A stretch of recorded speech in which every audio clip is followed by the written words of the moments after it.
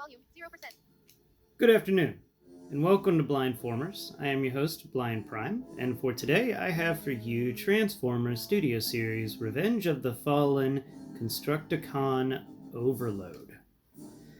Now, here's Over-Load in his robot form. He is a crazy, weird thing with big shoulder pauldrons like you would see out of Piccolo, crazy bug arms that have pincers on them, and two tiny little arms that are closer to his chest that hang from his giant shoulder pauldrons as well, that are, tinier.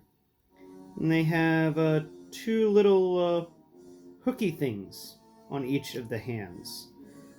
It's pretty neat. It's pretty weird. It's very, very weird. Like, I don't know what Michael Bay's designers were taking when they designed this guy, but I think it was a bad trip. Alright, so let's talk about sizing before we get into the transformation. The size for this guy is 23 studs tall, and he's actually got a lot to him. He's got this weird thing that hangs off his back. He's just odd. He's an odd dude. He's the most insect-like of them so far. Here's Bumblebee. Where you at, Bumblebee? Ah, no! Yeah, this dude takes up a lot of space. I forgot. Lower that hand. Bring it around to the front. Yeah, there we go. Alright, Bumblebee, where you at? Here's Bumblebee. Bumblebee stands up to this dude's waist. So you can see. You can actually use some of his little claws to grab Bumblebee. And it's not the greatest because there's no spin to these hands, which I have to say, for all the forward and backward joints, they could have given them some rotation. Let's get into this transformation now. So first off, what you want to do is remove this back thorax panel, which is actually going to be part of the Devastator. So that's an important Devastator piece to fill in some stuff. It's a filler piece. Be nice if they gave us more. But after you've unhooked that, go ahead and fold down his backpack. It's on it's actually a couple of panels that are folded together, and then there's the cockpit for the vehicle that will just fold in and sit in a little notched location. Now, that is complete, we can move into fixing up his arms. So first off, you want to rotate both of them. And they'll rotate 90 degrees.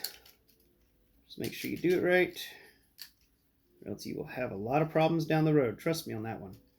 Now that you've rotated the arms, make sure that the bucket is smooth and flat. This entire thing with the shoulder pauldrons is actually a big bucket for the weird type of dump truck this guy is. But you want to make sure that all the lines are flush. So feel your fingers down the lines, ensure that they're all flush. Once you've done that, it's time to fold the arms into these shoulder pauldrons. So what you want to do is first start with the arm that has the wheel. And then you want to spin the pincers that feel like lobster claws, or crab claws I should say. Make sure that those sit directly above the wheel. So fold them up above the wheel. And then on another hinge, you rotate that little assembly you just did into a notched spot. There is no clicking, no snapping into place, I'm sad to say, but you can do it. It is pretty easy. You want to then fold the smaller arm on top of itself. So forearm on top of upper arm, and it will leave this bit that's kind of the spiky hand piece sitting straight up outwards, and you slide this into place, ensuring that the spiky up and down piece is slid into this negative area that sits on top of this bucket on, I guess you would call his, let's see, his left-hand side, yes. Now, we'll work on his right-hand side. Now, his right-hand side is a little different because the bucket's a different shape, but for the most part, everything is still the same. So this wheel and claw combo is exactly the same as the other side.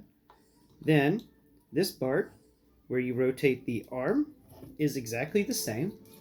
The only difference being that there's not a piece of plastic above it to slide it under. So you just have to remember how the other side went and copy that formula for this side. And ensure that weird little notchy bit is sitting out, because if you feel in the other one, there's a weird little notchy hole.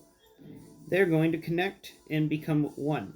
So it will make sure that the notches will be able to line up, and then you can close the figure. Now here's something I want y'all to know, a warning on this figure. This ratchet is apparently fragile. I've had other figures fall because the cats knock them over, and no problems with their ratchets. This one, look how loose this is. Nothing, no clicks. Look at this other side. I gotta grab it tight, and then, let's see. There it goes. It's just this god-awful ratchet. It is a super tight, strong ratchet. This other side, it's broken or something, and I don't know how to get in there to fix it. So, if any of y'all have any ideas, please comment to point me in the direction of which I need to go to try and fix my Devastator's ratchet. But if you've done it correctly and folded those arms correctly, then their pins shall combine, and make sure that that is a total tight connection that will not be disturbed. Now we're going to move to the front of the vehicle, which is actually the lower half of the transformer. So first off, we want to make sure this panel bit with the cockpit is folded out of the way. We don't want it to get in the way during this transformation. The same with these side legs, side wheels. Just fold them all the way up so that they sit flush against the cockpit backpack thingy. Now, we're going to look at the legs. So first off, there's a heel spike. You want to fold the heel spike through the foot and all the way down until it stops folding. Once that's complete, rotate the foot on its ankle hinge inwards towards the center of the vehicle. Now that that is done, take the side wheel and rotate it. Ensure that the panels that will make up the grille of the truck are out of the way. You don't want them to get caught up in it. You want to make sure that you've rotated that wheel on its hinge all the way down until it comes flush with the erased area on the side of the leg. So you want to grab the other wheel and follow the process of bringing it all the way down and ensuring that it is flush. The left-hand side wheel will have a notch above it, and that is strictly for the sake of the vehicle. That is the only difference between the two sides. There we go. One will be will look higher than the other one, and that is just show. Make sure that this one is rotated properly. That one is rotated properly. They are rotated properly. Yay. And then you want to feel around on the back of the leg and find this weird little doohickey that moves up and down. Make sure that's folded in. Follow the same process on the other side. Now this is a very interesting leg, so you have to make sure that it's folded properly, because we want to make sure that the panels that are super long have enough reach. You can either get them too much or too little. But before we get those panels together, let's not forget about the head. Now this head is on a ball joint, but the neck itself is on a hinge. So you want to fold that entire head forwards all the way. And it's going to lay flat against the bottom of the legs. So we combine the legs together. Where those feet combine, you will find that they actually kind of form what feels like a peg. A rectangular vertical peg. And that is correct. As we fold down the assembly that has the cockpit in it, that used to be the backpack, we can actually plug it in directly into that location.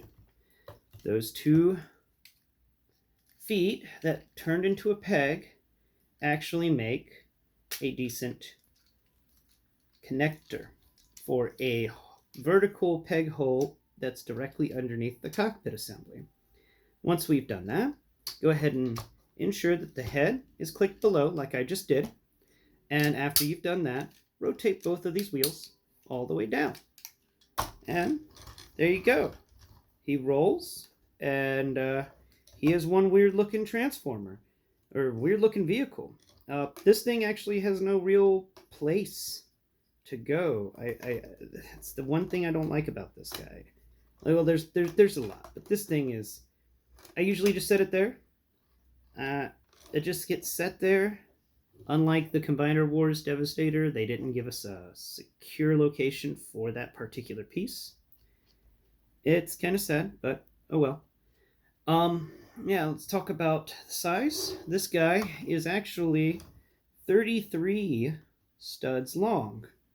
And as the width goes, he is 12 studs.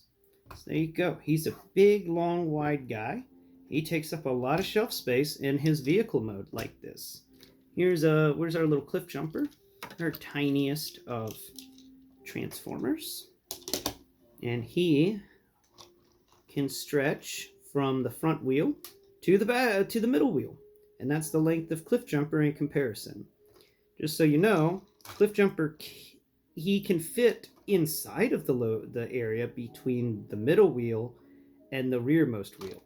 So that's kind of the difference in these things. And these wheels are decently sized. Actually, the wheel itself is the width is the same width as the length of Cliff Jumper's hood. Kind of an idea there on this thing. So yes, if anybody knows about what type of vehicle this is, please leave me a comment. I really want to know. I thought it was one of those old. It was a slag truck used in iron forges and stuff, in smelteries, that would take the slag, but it has a bucket in the middle that dumps. Don't know one that has a bucket on the end like that. That's really interesting. But it's definitely got to be for some hazardous materials, or something that is definitely got maybe a radiation to it or something. Maybe this is a radiation dump truck, because the cockpit's really far in front of it. And that's my only thought, is for safety reasons, the cockpit has to be very far away from whatever this thing hauls. Yes, I am Blind Prime, and this is Blindformers. And as ratings go, I'm going to give this guy a transformation of 7. It's kind of on the difficult scale, but it's not too difficult. And once you figure out how to fold everything properly, it all comes together quite nicely, and it's very intuitive. It's just those arms folding into the shoulder pauldrons that gets a little complicated. Other than that, this guy's pretty simple. And also the warning of don't let this guy fall off your shelf. Apparently, those ratchets are weak and cannot take an impact of less than 2 feet. Just an FYI. But until next Prime, bye for now.